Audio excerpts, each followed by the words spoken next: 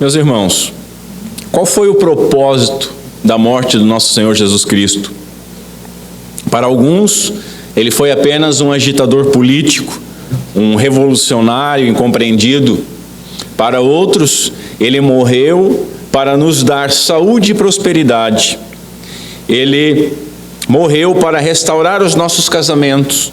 Ele morreu para livrar-nos dos nossos vícios. Mas será que o objetivo de Deus em enviar o seu próprio Filho era tão pequeno, era tão limitado? Para compreender melhor o propósito da morte do Senhor, nós devemos nos perguntar qual foi o propósito dos milagres realizados pelo nosso Senhor. E é isso que nós vamos ver aqui no texto do Evangelho segundo Mateus, capítulo 8, a partir do verso 16, quando a palavra do Senhor nos diz o seguinte: E chegada a tarde, trouxeram-lhe muitos endemoniados, e ele com a sua própria palavra expulsou deles os espíritos e curou todos os que estavam enfermos, para que se cumprisse o que fora dito pelo profeta Isaías, que diz: Ele tomou sobre si as nossas enfermidades e levou as nossas doenças. Até aqui, vamos ao Senhor mais uma vez em oração. Curva a sua cabeça comigo. Senhor Deus, nosso Pai, tende misericórdia, Senhor. Tem misericórdia de mim, com a responsabilidade de proclamar a Tua santa palavra, do Teu santo evangelho. Me ajuda, Senhor, apesar das minhas debilidades, e que eu não possa atrapalhar a Tua palavra. Perdoa as minhas falhas e me ilumina com Teu Santo Espírito, assim como eu peço que Tu ilumine a todos aqueles que forem me ouvir, todos os irmãos aqui presentes e aqueles que puderem ver esse vídeo mais tarde. Que Teu Santo Espírito ilumine os nossos corações, abra os nossos olhos e nos auxilie a colocar em prática, nos auxilie a nos alegrarmos com aquilo que a Tua palavra nos revela, nos encha de esperança com uma promessa maravilhosa que Tu nos fizeste. Ajuda-nos, Senhor, é o que nós te pedimos no nome santo de Cristo Jesus. Amém. Meus irmãos, nós vimos anteriormente a cura da sogra de Pedro, onde nós aprendemos que mesmo uma família piedosa, fervorosa, ela pode ser assolada por dificuldades terríveis. Contudo, aprendemos também que o nosso Senhor, Ele tem poder para intervir milagrosamente. Depois nós vimos que fomos redimidos por Cristo para servir a Ele e para servir aos nossos irmãos. Após esse acontecimento na residência de Pedro, Mateus ele retrata um belíssimo panorama de pôr do sol no final do Shabá. Ele retrata os habitantes da cidade ajuntando-se à porta daquela casa, trazendo todos aqueles que estavam enfermos ou possuídos por espíritos imundos. Certamente, uma cena inesquecível para aqueles que presenciaram. Nós somos informados que Jesus curou todas as enfermidades e expeliu todos os demônios, demonstrando então o seu poder absoluto sobre corpo e alma. Entretanto, essas curas, elas sinalizavam algo muito maior e muito mais admirável. Elas sinalizavam que Jesus era o Messias, o Redentor da parte de Deus, que carregaria sobre si todas as implicações do juízo de Deus ao pecado do homem. Hoje, nós veremos que esse texto ele é teologicamente rico e experiencialmente prático. Mateus, ele demonstra o cumprimento da profecia de Isaías, e essa será a proposição da exposição. Jesus, o servo sofredor, ele se identificou com as nossas aflições e pagou a nossa dívida, e nele nós esperamos aquele glorioso dia, onde todo o pecado e toda a consequência do pecado, a saber, a morte, as doenças, o luto, a lágrima, serão então exterminadas para todo o sempre. Nós compartilhamos das mesmas fraquezas e das mesmas mazelas da vida que sofria aquele povo em Cafarnaum. E ansiamos pelo mesmo alívio, e alívio esse que nós só encontramos na obra do nosso Senhor Jesus Cristo. Nós aplicamos o texto de hoje às nossas vidas quando nós encaramos todas as nossas necessidades sob a perspectiva da vitória de Cristo na cruz. Dessa forma, a nossa vida plena e eterna, ela está segura em Cristo. E ainda que venhamos a sucumbir sob o peso de aflições, nem estas aflições, nem mesmo a morte física podem anular aquilo que Cristo conquistou e nos concedeu. Podemos peregrinar por esse vale de lágrimas manquejando, mas o céu é o nosso lar, e lá nós gozaremos da plenitude de todas as bênçãos da aliança. Portanto, a grande ênfase desta porção bíblica não deve ser posta sobre as curas por atacado. Não quero dizer com isso que estou diminuindo a importância dessas curas, muito menos diminuindo a admiração que nós devemos ter por esse momento histórico. Contudo, há outros textos bíblicos nos evangelhos retratando momentos em que Jesus também realizou um grande número de curas entre o povo. Então nós devemos nos perguntar o seguinte: o que há de novo aqui? Por que esse texto foi registrado para nós? Após a narração dos milagres individuais, a novidade é a informação de que aquilo que está acontecendo, a cura da sogra de Pedro, a cura do servo do centurião, a cura daquele leproso e a cura de todas essas pessoas enfermas e possuídas por espíritos imundos que foram levadas até Cristo, são o cumprimento de uma profecia. Tudo bem, mas o que isso significa para nós? Significa que a nossa confiança, ela é então desenvolvida pela fé na obra de Cristo, em derrotar a causa das enfermidades. Não derrotar os problemas e as enfermidades, mas a causa das enfermidades na cruz, a saber, o pecado. E a nossa esperança também é nutrida pela fé de que todas as graças experimentadas por nós hoje, experimentadas pelo povo de Deus ao longo da história, são apenas um aperitivo, são apenas um prelibar da bem-aventurança eterna. Assim, em primeiro lugar, vamos ver o que o texto diz. E para ver o que o texto diz, em primeiro lugar ainda devemos determinar o que o texto não diz. Estes versos, infelizmente, eles são frequentemente citados pelos defensores da cura pela fé, como uma prova de que toda cura está disponível a todo crente hoje, pois Cristo, segundo eles, conquistou essa cura pela expiação realizada na cruz. E, portanto, afirmam, essa cura física é algo que o crente ele deve reivindicar e deve alcançar pela fé hoje, nos nossos dias atuais. Ora, esse é um erro interpretativo com relação ao tempo do cumprimento pleno da redenção realizada por Cristo.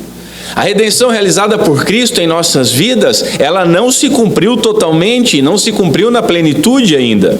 Nós veremos isso mais à frente no decorrer da exposição. Nós podemos sim concordar com esses homens com a afirmação de que, com base na obra realizada por Cristo na cruz, com base naquilo que ele efetuou na cruz, às vezes, conforme o beneplácito da vontade de Deus, da vontade livre de Deus, Deus pode sim curar doenças físicas. Contudo, prometer curar qualquer pessoa com base somente na suficiência da fé é uma brutalidade exegética, é uma brutalidade com as pessoas que estão enfermas e é ignorar os vários textos que afirmam o contrário. Em especial, nós podemos citar a oração de Jesus no Getsemane, quando é negado o afastamento do cálice, ou a resposta do próprio Senhor à oração de Paulo, que pediu para que o espinho na carne fosse removido. Nós devemos ver, por outro lado, o erro do hiperfundamentalismo. Quando o cessacionismo ele vai além daquilo que é biblicamente saudável. A crença de que esses sinais cessaram vão além. Irmãos, imaginem o seguinte: normalmente quando um pêndulo está à direita e está desequilibrado à direita, e esse pêndulo vai para o centro, ele nunca para no centro, naquilo que seria mais correto, mas a força exercida por ele o leva a um desequilíbrio ao outro lado. Não costumamos parar no centro. Dito diferente, a busca pela correta interpretação, por uma ortodoxia interpretativa, acaba fazendo com que as pessoas vão de um extremo ao outro extremo, que elas, conforme diz o ditado, joguem fora a criança com a bacia d'água. Talvez, pelo uso abusivo que normalmente é feito dessa passagem, aqueles que não são pentecostais, aqueles que não são carismáticos, às vezes eles negam que Mateus tivesse aqui em mente qualquer coisa que não fosse a cura espiritual, e usam como base o contexto de Isaías 53, aonde logo após o verso 4 está falando sim dos pecados. Só que isso nós encontramos um problema aqui também, porque se isso for verdade, não faz sentido Mateus ter inserido esse texto ao final de um relato de cura física. E exatamente por esse motivo também é errôneo uma crítica que inclusive eu sou culpado de fazer por diversas vezes no meu passado, achando que estava aprendendo alguma coisa, estava aprendendo errado. Uma crítica de muitos teólogos que se Mateus está dizendo que esse texto foi cumprido aqui, logo ele não teria sido cumprido na cruz. E, portanto, a redenção não envolveria garantia de cura física. Isso é errado. Nós devemos nos lembrar que Mateus, ele organizou o seu evangelho de maneira temática. Ele organizou por temas, e justamente pelo arranjo do evangelho não ser cronológico, não ser por data, por acontecimento, mas por tema, isso vai contra a teoria. Portanto, nós devemos compreender primeiramente o seguinte: há sim uma ligação direta entre a proclamação do cumprimento da profecia com as curas que a procederam. Essas curas são o cumprimento da profecia. Perdão. Nossa comunidade, nós somos confessionalmente cessacionistas. E cremos que o ministério de cura, ele não repousa mais sobre um indivíduo. Não há mais aquele indivíduo com o dom de curas que pode sair curando. Esse ministério sobre um indivíduo, ele cumpriu-se. Cumpriu-se primeiro o nosso Senhor Jesus Cristo, que nós vamos ver que isso era um sinal, que ele era o Filho de Deus, e posteriormente cumpriu-se nos apóstolos, para o estabelecimento da igreja, para que fosse uma evidência de que aqueles homens estiveram com o nosso Senhor Jesus Cristo e estavam agindo em nome e no poder do nosso Senhor Jesus Cristo. É para isso que servem as curas que são chamadas por João de sinais na Bíblia. E isso já nos faz prestar atenção em outra coisa: não existem mais apóstolos. Enfim. Outro sim, como na última semana, eu reafirmo também que nós, mesmo como cessacionistas, nós cremos que Deus pode curar quem quer, quando quer e como quiser. Pois o poder não está limitado a nada e o poder de Deus nunca cessará de existir. Nós confessamos ainda que cremos que Jesus pagou o preço total da nossa dívida na cruz. Deste modo, a maldição da doença e da morte que acompanhavam o juízo de Deus sobre o pecado foram também pagos por Cristo. E a gente vai desenvolver isso mais à frente. Agora nós devemos compreender como que isso se aplica ao nosso tempo. Se estabelecemos isso, como que isso é aplicado ao nosso tempo? Jesus, meus irmãos, ele garantiu sim saúde plena com a sua morte. Isso é fato, ele garantiu. Mas ele prometeu isso a todos e prometeu isso em todos os dias da nossa peregrinação. É isso que nós devemos nos perguntar. Então vamos ver um ponto de vista equilibrado sobre essas coisas, um ponto de vista bíblico, coerente e aplicável. Note o seguinte: quando Jesus curava as pessoas, ele estava demonstrando mais do que um ato de poder. Nós não podemos olhar nas curas do nosso Senhor simplesmente um ato sobrenatural de Deus estar curando alguém. As curas que ele realizava e os milagres que realizou eram um testemunho do seu intento, por meio do seu sofrimento e da sua morte, de prover uma salvação ao seu povo. E salvação essa que, em última análise, destruirá todas as doenças. Estão me acompanhando? Nos milagres de cura de Jesus, nós podemos ver nas entrelinhas o cumprimento da promessa, da profecia de cura definitiva de todos os impactos do pecado sobre nós. Primeiro, nós temos que lembrar que o pecado, ele entrou no mundo. O pecado, ele não foi criado com o mundo. Quando Deus criou o mundo, a doença e a morte também não faziam parte. Elas entraram no mundo, a doença e a morte, como consequência do pecado dos nossos pais. Deus afirmou lá em Gênesis para Adão: coma livremente de qualquer árvore do jardim, mas não coma da árvore do conhecimento do bem e do mal, porque no dia em que dela comer, certamente você morrerá. Gênesis 2.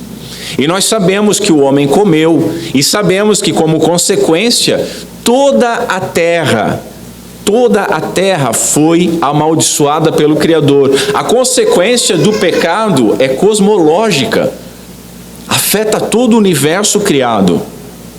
Diz o texto: maldita é a terra por sua causa, com sofrimento você se alimentará dela por todos os dias da sua vida. Outra consequência foi a punição anunciada, a morte. Diz o texto: porque você é pó e ao pó voltará. Os nossos pais, eles foram expulsos do Éden e foram então expulsos, não permitido mais o acesso à árvore da vida. Diz o texto: agora o homem se tornou como um de nós, conhecendo o bem e o mal. Não se deve, pois, permitir que ele também tome do fruto da árvore da vida e coma e viva para sempre. Paulo, ele esclarece que o mundo foi amaldiçoado pelo juízo de Deus ao pecado do homem. O juízo de Deus ao pecado amaldiçoa todo o mundo. Diz o texto: a natureza criada, ela foi submetida à futilidade, não pela sua própria escolha, mas por causa da vontade daquele que a sujeitou, ou seja, pelo juízo de Deus. Isso nós encontramos em Romanos 8. Essa futilidade que Paulo se refere inclui as doenças e a morte. Diz ele em outro lugar: portanto, da mesma forma como o pecado entrou no mundo por um homem e pelo pecado a morte, assim também a morte veio a todos os homens, porque todos pecaram. Meus irmãos, os crentes, eles não estão excluídos das consequências dessa condenação.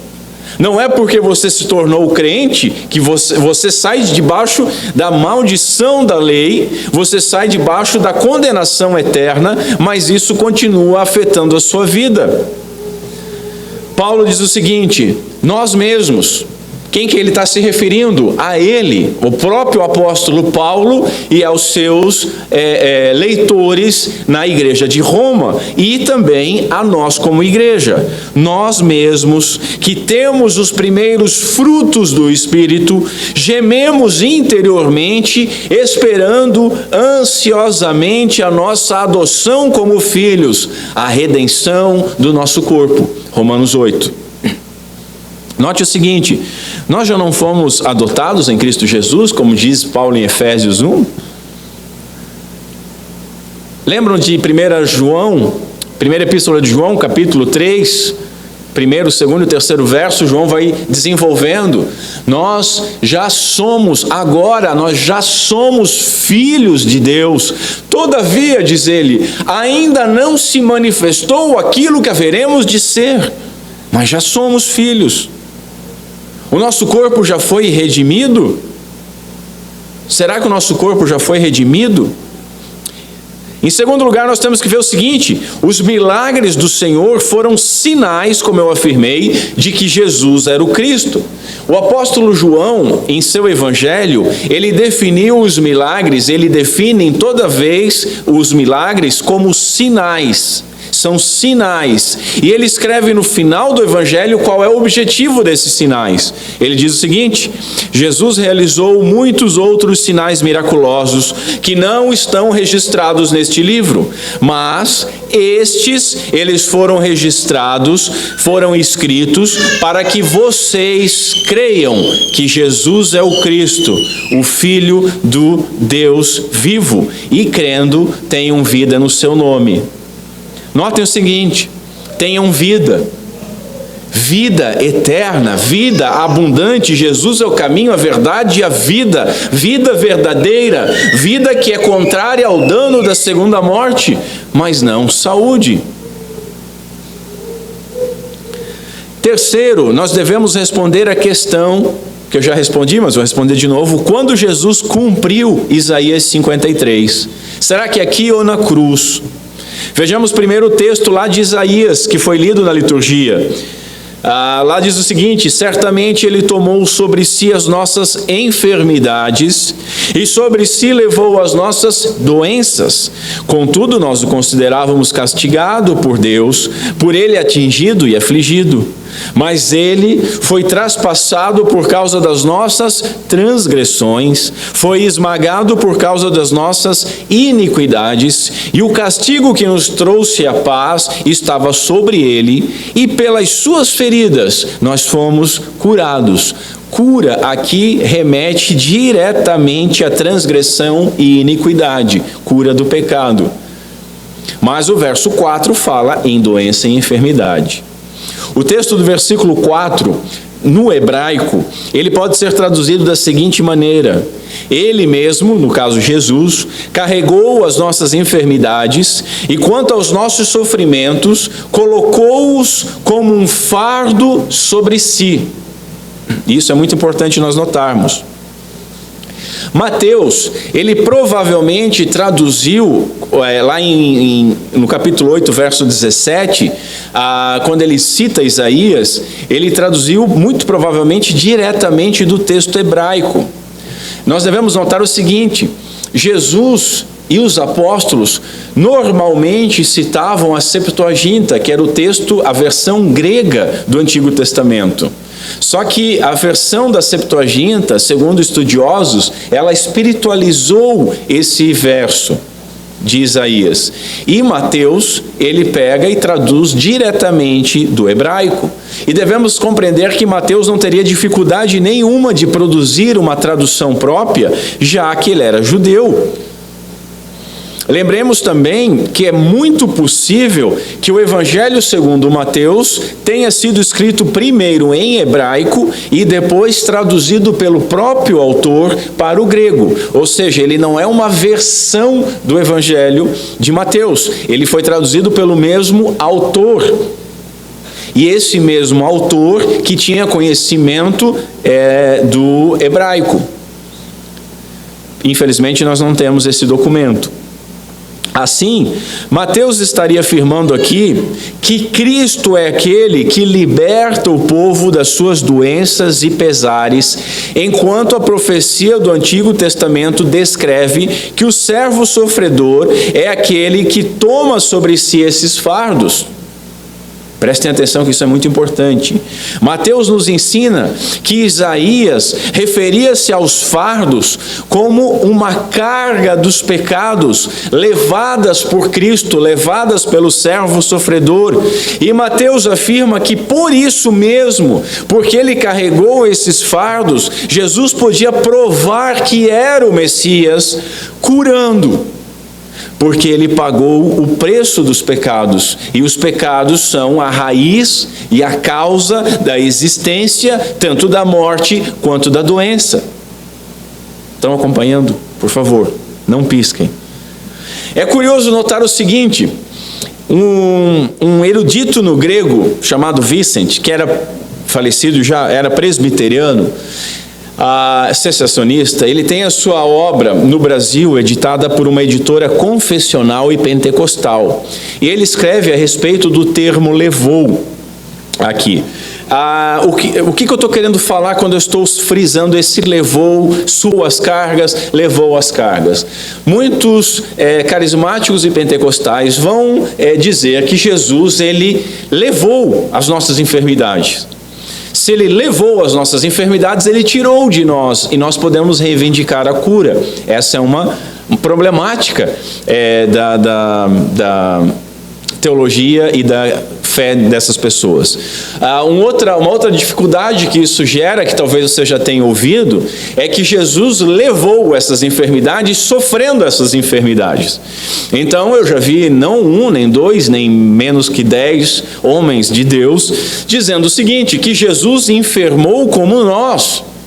Não enfermou como nós durante a sua vida, mas ao ir à cruz, ele carregou todas as nossas doenças. Então Jesus, ele tinha lepra, Jesus, ele tinha câncer, Jesus, ele tinha enxaqueca, Jesus, ele tinha... Bom, como é que ele ia ter cólicas?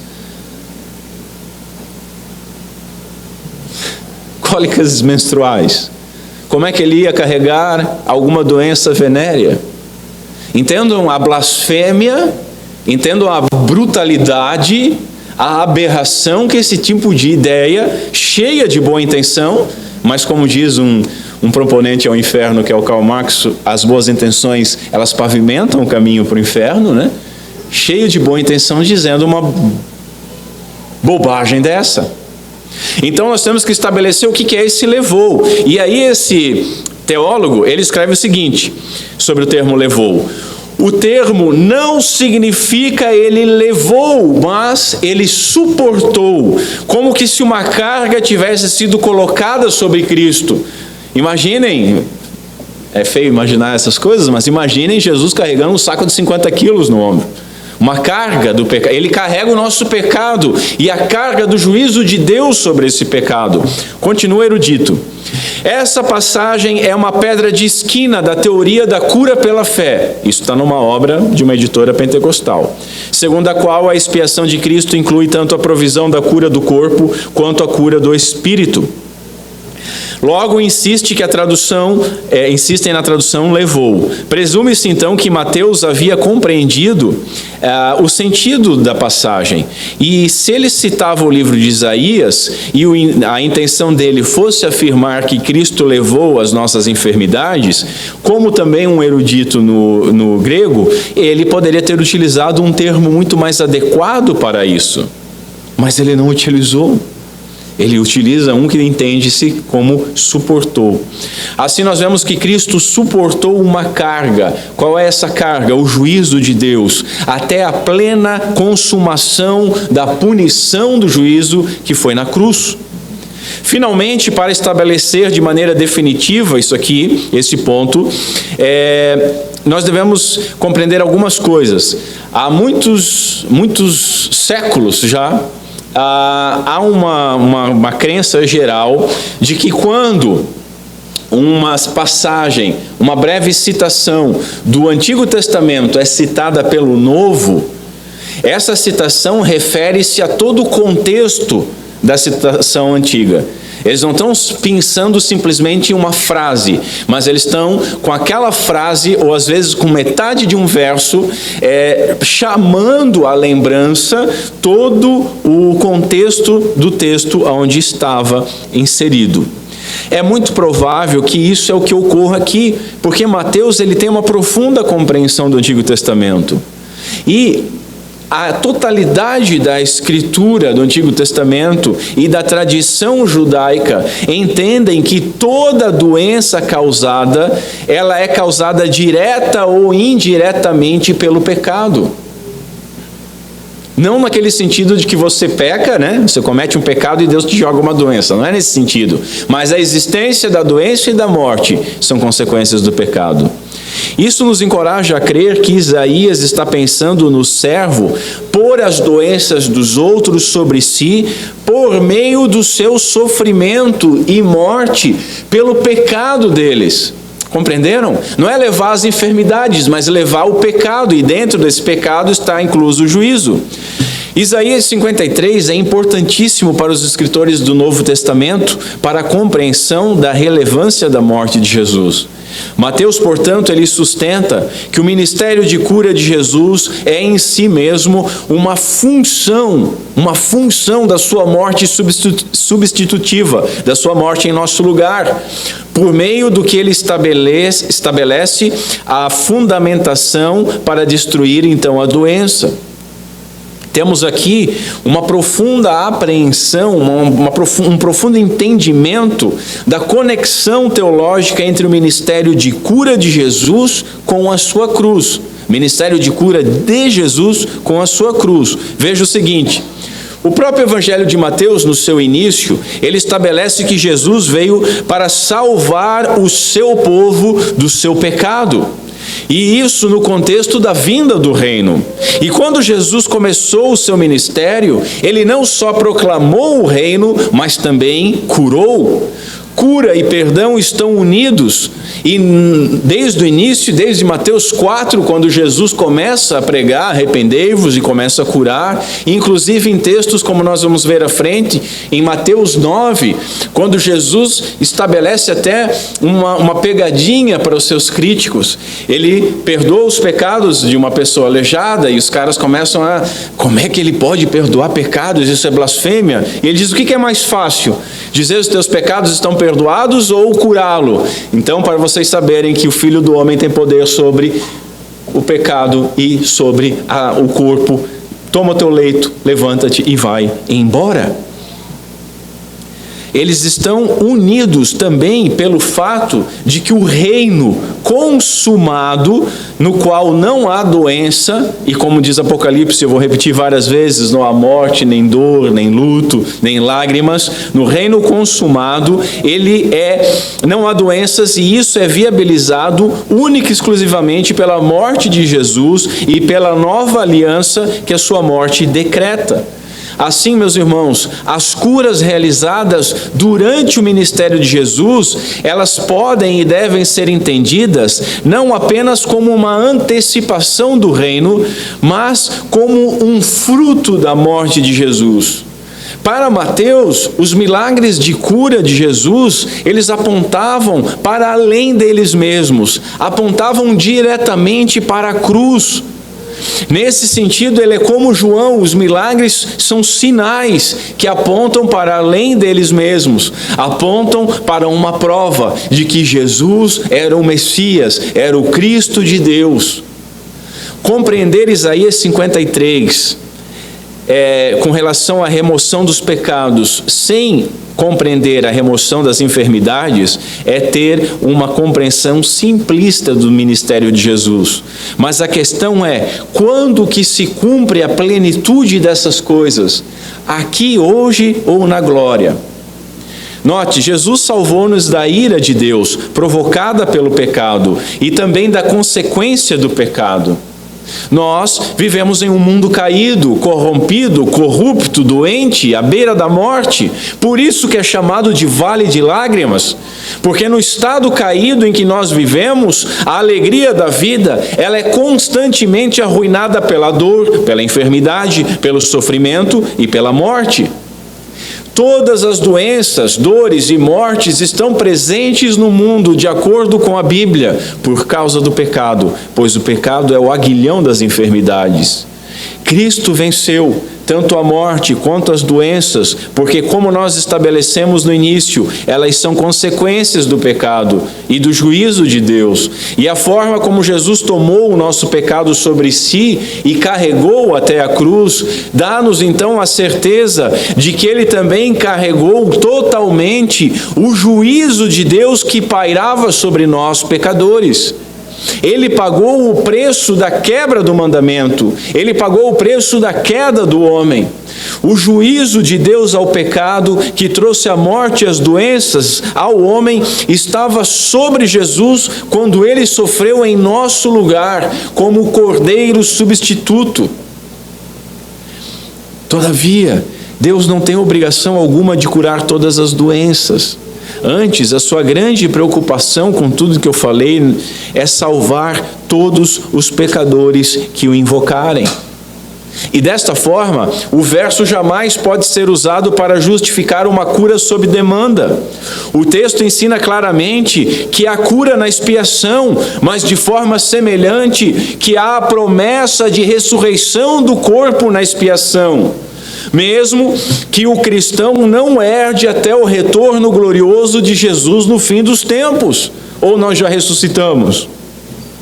Para os escritores do Novo Testamento, a cruz é a base para que todos os benefícios que chegam aos cristãos cheguem a nós. É a cruz. Mas isso não quer dizer que todos os benefícios podem ser assegurados sob demanda no tempo presente. Muito menos que nós temos o direito e o poder de exigir hoje, por exemplo, novamente o nosso corpo ressurreto.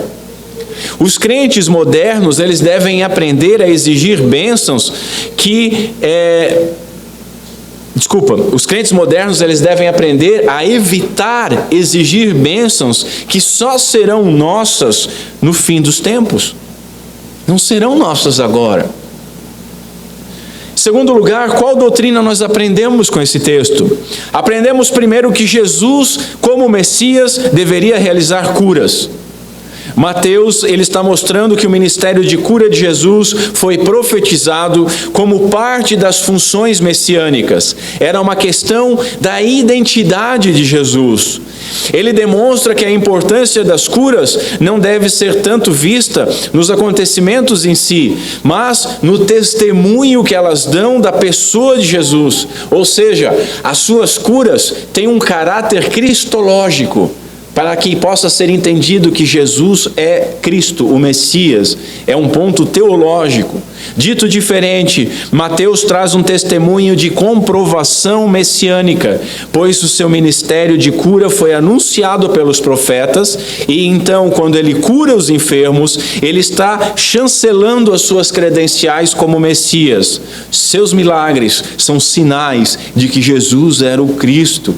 E eu me apavoro quando eu vejo as pessoas muito mais emocionadas quando leem a respeito de um milagre de Jesus, com o milagre em si, ou com o milagre que esperam na sua vida terrena, e não conseguem absorver o conhecimento de que aquele texto está demonstrando que Jesus era o Messias, o Salvador prometido, o Cordeiro de Deus que tira o pecado do mundo. Depois, nós aprendemos também que nós possuímos um Senhor todo-poderoso. Note o seguinte, irmãos, não houve impossíveis para Jesus. Havia, como há até hoje, doenças curáveis e incuráveis. A ciência e os medicamentos têm as suas limitações, porém o nosso Senhor Jesus Cristo desconhece qualquer possibilidade. Ele tem todo o poder para realizar tudo quanto quiser, com apenas uma palavra. Ele foi o médico dos médicos de pessoas com doenças incuráveis, e nenhum caso estava além da sua capacidade. Ele expulsou demônios que possuíam pobres homens e mulheres. Quanto às enfermidades, ele não se omitiu de nenhuma. Jesus não era aquele tipo de operador de milagres dos nossos dias, que cura muita dor de cabeça e cólica. que cura muito tumor que a pessoa nem sabia que tinha. Jesus não chegava quando tinha aquela galera, via uma pessoa aleijada, via um leproso, dizia, chegava para o discípulo, cutucava, tira aquele ali para não ficar feio, chama alguém mais simples. Ele curava todos quantos ele queria. Depois nós aprendemos que possuímos um Senhor com autoridade, porque Jesus curou a todos com uma palavra. Considerai quão grande multidão de curas que os evangelistas omitem, não citando os curados um por um, mas significando com uma só palavra um mar inefável de milagres, escreveu um pai da igreja. Irmãos, a medicina celeste ela foi demonstrada por uma poderosa palavra proferida. Jesus não atua como um feiticeiro, Jesus não atua como um ritualista. Aí você pode até dizer, mas teve algum momento que ele cuspiu, teve algum momento que ele fez lodo, teve algum momento que ele fez isso ou aquilo. Ele faz o que ele quiser, mas os irmãos devem lembrar do leproso Naamã, obrigado. Eu sabia que não era Natan. O leproso Naamã, quando ele vai ao profeta, o texto bíblico o que diz? Que ele espera que o profeta coloque a mão sobre ele e faça alguns sinais, e faça alguma mandiga, alguma coisa. E o que o profeta diz? Vai e te banha no rio. Simplesmente isso, 7 vezes, mas se banha no rio. Da mesma forma, Jesus ele não atua como um feiticeiro, ele não atua como um ritualista. Doenças eram curadas e espíritos imundos eram expulsos, e essas coisas ocorriam com uma palavra, não com encantamentos mágicos, não com rituais elaborados.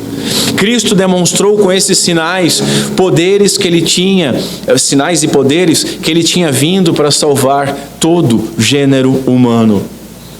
Aprendemos ainda que possuímos um Senhor que demonstrou misericórdia para com todos. Observemos que o seu poder é tão ilimitado quanto a sua misericórdia.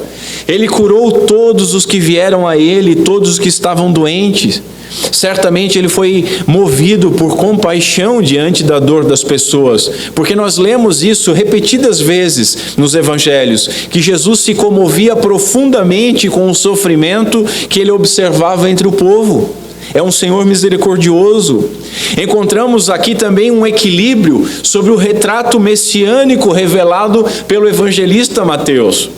O mesmo Messias que voltará como filho do homem, e nós vamos ver no próximo texto que nós vamos expor, a primeira vez que Jesus refere-se a si mesmo como filho do homem. E quando ele está se referindo como filho do homem, ele está apontando para Daniel 7, e em Daniel 7 nós temos um quadro apocalíptico dessa vinda, né?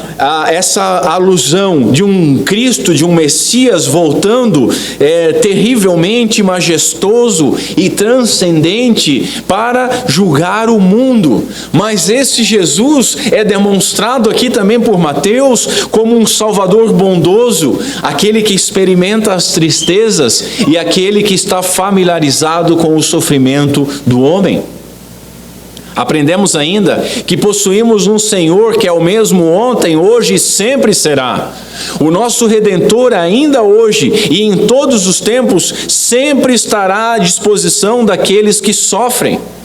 Você tem sido afligido por alguma coisa? O que você está esperando? Vá até Ele. Ele tem todo o tempo também hoje para aqueles que o procuram. É Ele que possui aquele método simples e singelo, mas na realidade cheio de poder, que basta uma palavra para nos aliviar das nossas dificuldades. A mesma palavra poderosa pela qual Deus criou o mundo e sustenta o mundo. Aprendemos por fim, e esse talvez o ponto mais importante da mensagem, que nos aguarda um futuro maravilhoso. A relação entre pecado e queda e a enfermidade e morte já deve estar bem clara para todos nós, porque eu falei insistentemente sobre isso. Um é consequência do outro. As nossas aflições físicas nunca devem separar-se daquilo pela qual elas jamais poderiam existir, ou seja, os nossos pecados. O contexto de Isaías 53 conecta essas duas coisas, porque lá diz o seguinte: certamente nossas doenças ele levou, e isso imediatamente é seguido por: ele foi ferido pelas nossas transgressões, ele foi moído por nossas iniquidades. Dessa forma, meus irmãos, a visão terrível da cruz torna-se para o cristão algo gloriosamente misericordioso e amoroso. Quando nós olhamos para a cruz, nós devemos ver muito mais do que um quadro de dor pitoresco, mas nós vemos que Deus imputou o nosso pecado ao seu Filho. Nós vemos o Pai colocando o pecado de todo o seu povo sobre o seu único Filho. Quando nós olhamos para a cruz, nós vemos o púlpito onde Deus pregou o seu amor. Nós vemos a mesa cirúrgica onde Deus operou e dilacerou as enfermidades. Olhando para a cruz, nós antevemos aquele sepulcro vazio, pois com a sua morte, Jesus matou o poder que a morte tinha sobre a humanidade. Vemos na cruz o Cordeiro que tira o pecado do mundo, sendo sacrificado sobre o propiciatório do seu próprio corpo santo. Nós vemos na cruz o castigo que nos traz a paz, repousando sobre o bendito, que se fez maldito em nosso lugar. E assim, ele levou o nosso castigo para livrar-nos, preste bem atenção nisso, para livrar-nos um dia totalmente do pecado. Ele levou a nossa maldição para livrar-nos um dia totalmente das enfermidades e da morte. Ele levou a nossa aflição para um dia livrar-nos totalmente das ansiedades e das lágrimas. E que dia glorioso! Que dia glorioso que nós aguardamos, irmãos. Que dia glorioso, você anseia por esse dia, você anseia pelo Senhor. O céu é o nosso lar. Um dia toda doença será banida da criação redimida de Deus. Haverá nova terra, teremos novos corpos. A morte será tragada pela vida eterna. Conforme Paulo nos ensina, enquanto estamos nessa casa, que casa? Os nossos corpos, os nossos tabernáculos, nós gememos e nos angustiamos. Nos angustiamos com o quê? Com pecados, com sofrimento, com doenças. Continua ele, porque nós não queremos ser despidos, mas queremos ser revestidos da nossa habitação celestial, do nosso corpo celeste, para aquilo que é mortal, ou seja, a nossa carne seja absorvido pela vida. Que coisa gloriosa! Em outro lugar ele diz sobre o nosso corpo: quando, porém, o que é corruptível se revestir de incorruptibilidade, e o que é mortal se revestir de imortalidade, então será cumprida a palavra que está escrito: a morte foi destruída pela vitória. Naquele dia glorioso,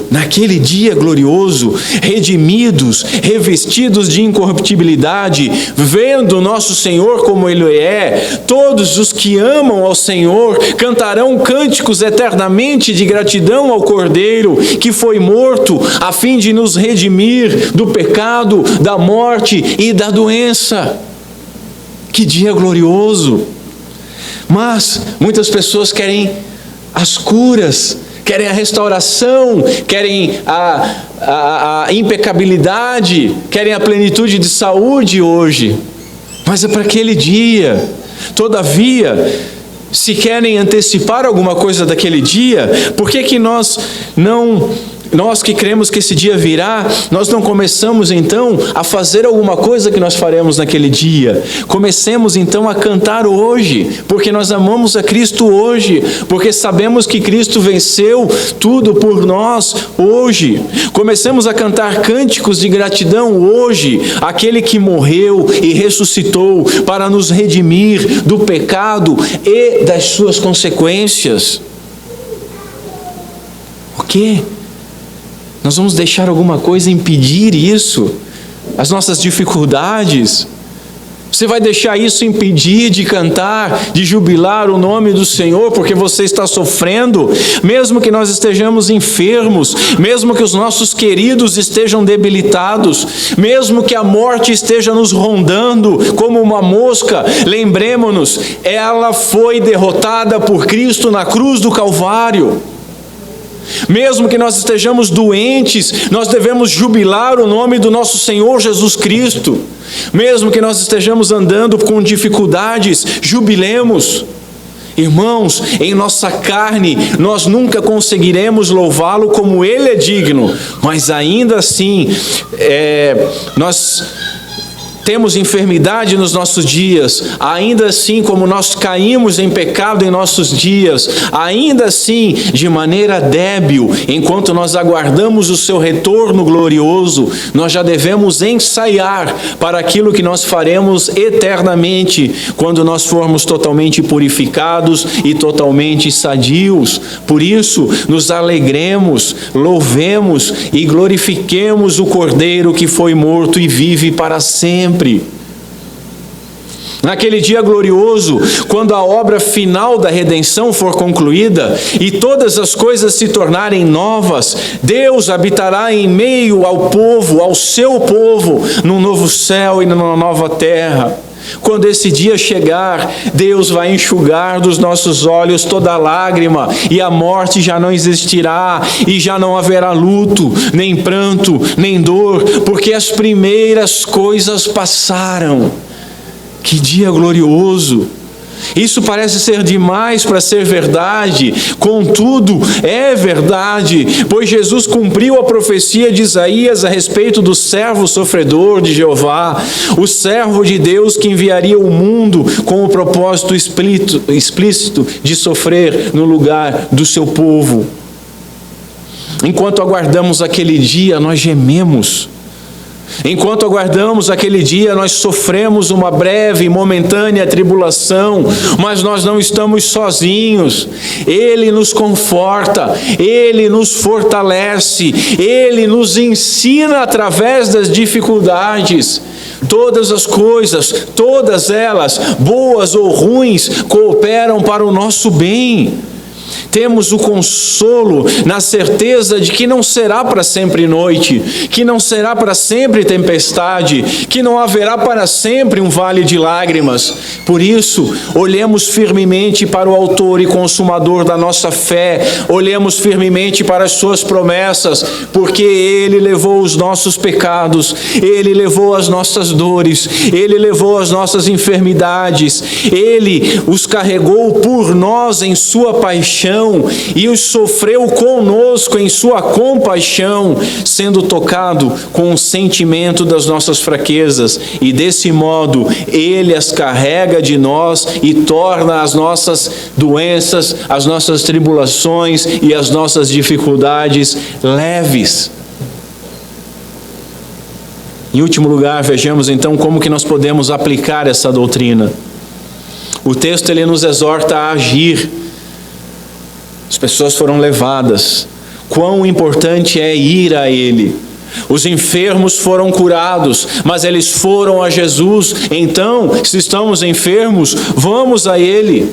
Os pecadores são perdoados quando eles vão a Jesus. Então, se você é um pecador, vá até Ele. O Senhor não lança ninguém fora, mas a todos quantos o receberam, Ele dá poder de serem feitos filhos de Deus, a saber, aqueles que creem em seu nome. Depois nós vemos quão importante é ser levado. Eles trouxeram os enfermos. Alguém lhe trouxe ao Senhor para ser curado. Agradeça a Deus por essa pessoa.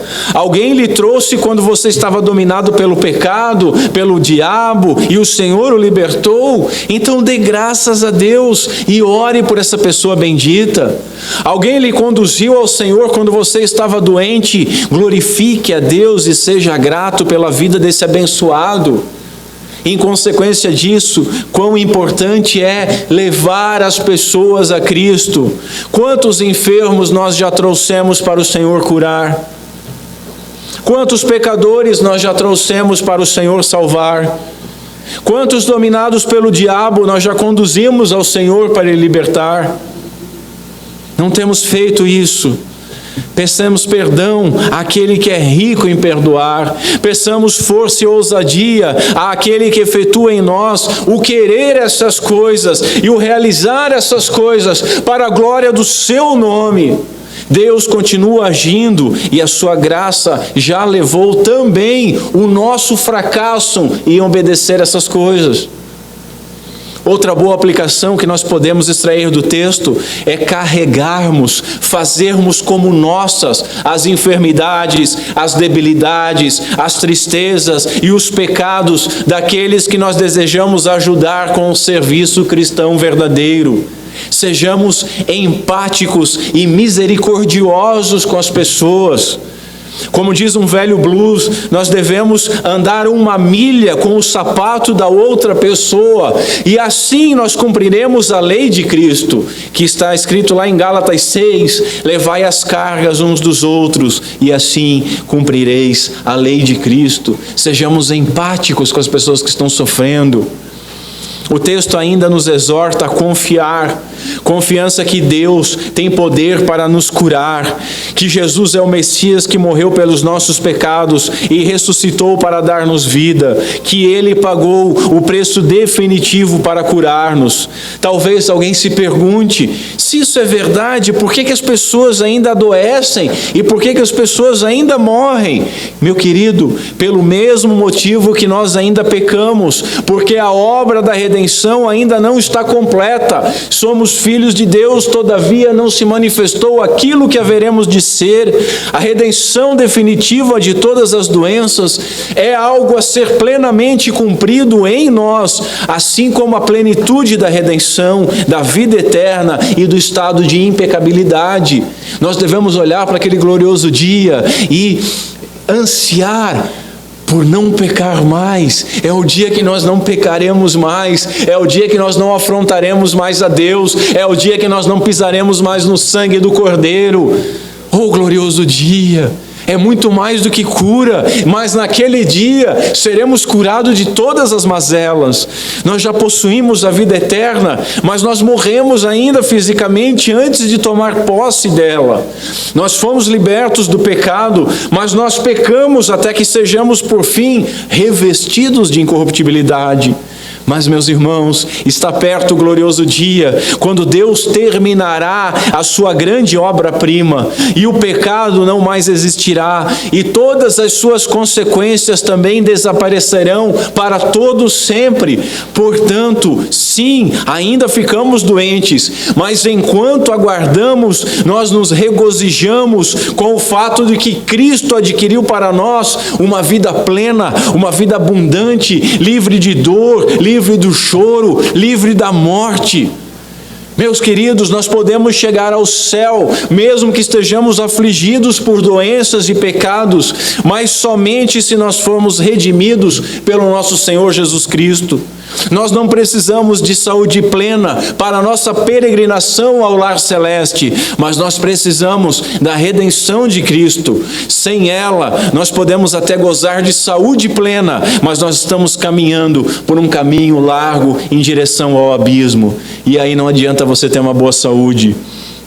Cristo, meus irmãos, Ele tem poder de curar o nosso corpo, se Ele quiser, com apenas uma palavra.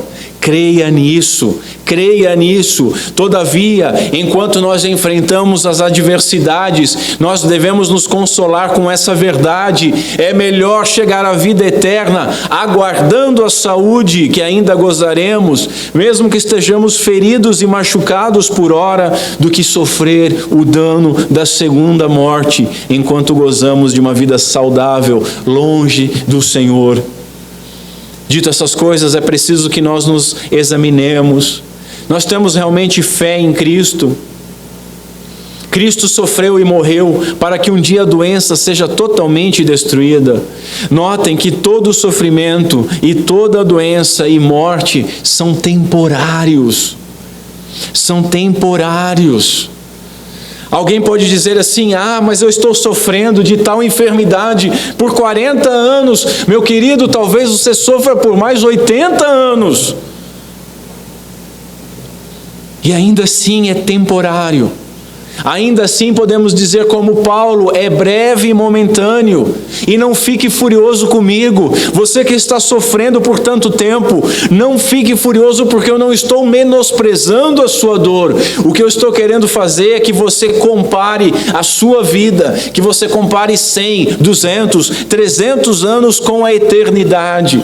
Aquele estado onde haverá ausência de passagem de tempo, ausência de contagem de tempo. Meu querido, mesmo uma vida muito longa, observada à luz da eternidade, é tão breve quanto uma neblina. Portanto, tenhamos fé. Fé não é acreditar no que vemos, isso é constatação. Fé, segundo a Bíblia, é a certeza daquilo que esperamos e a prova das coisas que não vemos. Afinal, como escreve o apóstolo, esperança que se vê não é esperança, porque quem espera aquilo que está vendo? Mas fé é a esperança de alcançar aquelas promessas de redenção de Deus, a esperança de que a própria natureza criada será libertada da escravidão, da decadência em que se encontra, para a gloriosa liberdade dos filhos de Deus, escreveu Paulo em Romanos 20. Por isso, glorifiquemos a Deus. Glorifiquemos a Deus. Quando Cristo veio ao mundo, Ele estava em missão de realizar essa redenção global. Ele assinalou o seu propósito curando muitas pessoas durante a sua vida sobre a terra.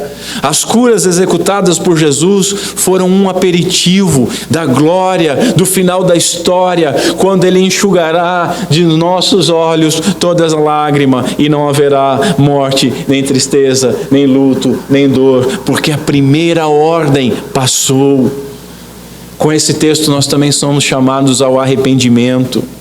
Nós reclamamos das nossas doenças, nós lamentamos a morte, nós muitas vezes duvidamos do poder de Deus, nós cansamos de pedir, nós murmuramos pela demora na resposta divina, nós abandonamos a oração e a ação de graças, mas o que nós não cansamos é da nossa ingratidão, o que nós não lamentamos são os nossos pecados, o que nós não abandonamos são as nossas iniquidades.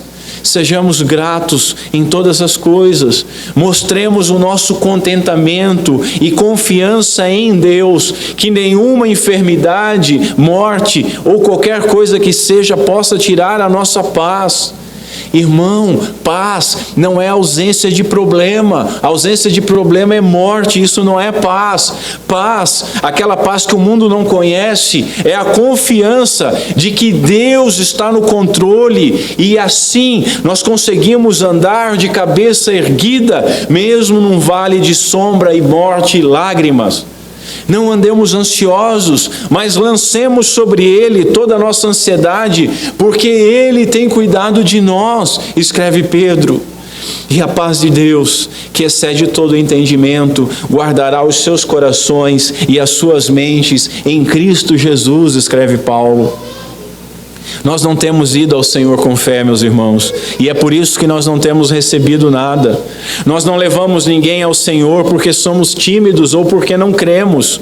Nós queremos hoje as bênçãos que desfrutaremos na glória, na plenitude do reino, mas nós não nos submetemos hoje à justiça do reino, nem à lei do reino.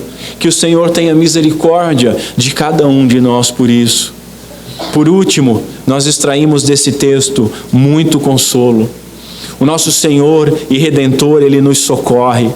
O nosso sumo sacerdote se compadece de nós. Tornando-se homem, escreveu Spurgeon, tornando-se homem, Ele considerou as enfermidades do homem como sendo as suas próprias enfermidades.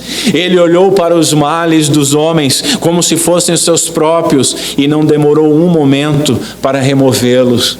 Meu irmão, você está doente? Então peça insistentemente por misericórdia. Peça como a parábola do vizinho incômodo nos ensina a pedir. Peça como a parábola da viúva clamando para que o juiz julgue o seu caso nos ensina a pedir. Peça até receber, ou peça até você ouvir do Senhor: para, porque a minha graça te basta. Mas até lá, peça e continue pedindo. Nós temos sido esbofeteados pela dor, pela doença e pela morte. Então que nós possamos proclamar junto com Jó: eu sei que o meu Redentor vive e que no fim se levantará sobre a terra. E olha que lindo. E depois que o meu corpo estiver destruído e sem carne, verei a Deus. Eu o verei com os meus próprios olhos, eu mesmo e não o outro. Como anseia no meu peito e no meu coração. Estejamos passando o que nós estivermos passando, que essas palavras possam nos guiar. Estamos enfermos? Ouçamos então Paulo: não andem ansiosos por coisa alguma, mas em tudo, em todo caso, em toda enfermidade, em toda angústia, pela oração e súplicas e com ações de graças, apresentem os seus pedidos a Deus.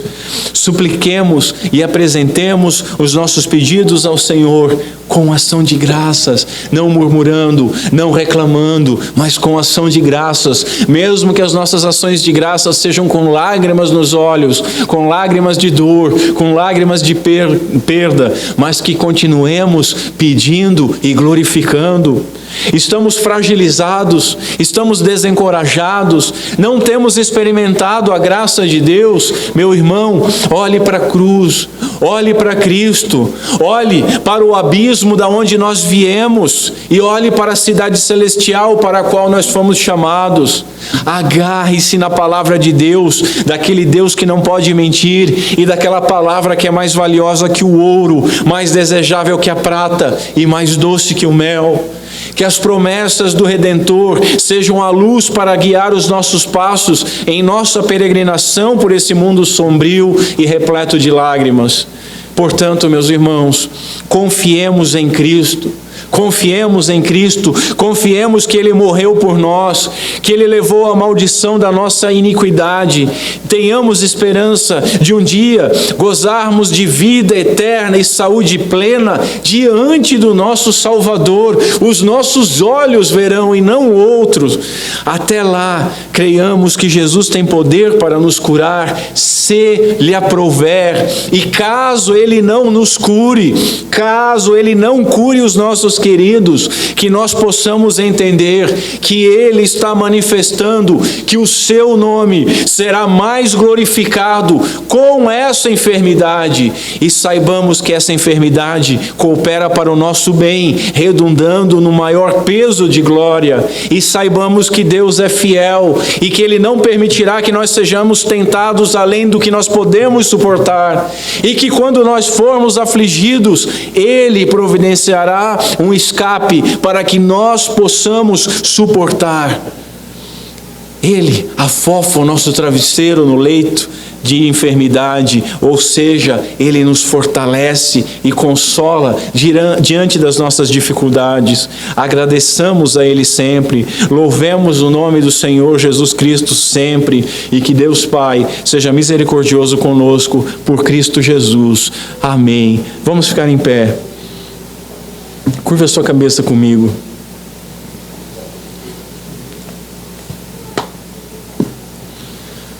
Senhor Deus, nosso Pai, tem misericórdia de nós. Nós somos fracos, Senhor, somos frágeis em nossa fé. Nós limitamos a nossa esperança a esse tempo. Nós queremos as coisas hoje, nós queremos as coisas aqui e agora. Nós queremos dar ordens, nós queremos ficar bravos quando não somos atendidos. A nossa expectativa do lar eterno é pequena, o nosso apreço pela cruz de Cristo é pequeno, porque nós limitamos a pequenas bênçãos. Tem misericórdia de nós, Senhor. Tem misericórdia de nós e nos ensina a olharmos para a cruz, a olharmos para Cristo, a olharmos para a Tua Palavra, a olharmos para a Tua Palavra, a olharmos para onde Tu nos chamaste e para o que Tu nos chamaste a ser. Que os nossos corações sejam dilatados de esperança, de amor e de ação de graças por tudo que Tu fez por nós imerecidamente. E que nós possamos ter em nossos corações certeza que ainda que andemos 30, 40, 50 anos enfermos, doentes, podres neste mundo, nós teremos uma eternidade de plena saúde, livre do pecado, aonde te veremos e te glorificaremos como tu é merecedor, Senhor. Pai, dilata o alcance das nossas visões. Inclina as afeições dos nossos corações a Ti. Nos ajuda porque nós somos fracos, nós somos débeis. Nos ajuda, Senhor, porque pequenas coisas tiram a nossa paz. Nos ajuda porque qualquer coisa tira a ação de graças dos nossos lábios. Tem misericórdia de nós. Tem misericórdia de nós e glorifica o nome do Teu Filho em nosso meio. É o que nós te pedimos, no nome santo do nosso Senhor Jesus Cristo. Amém.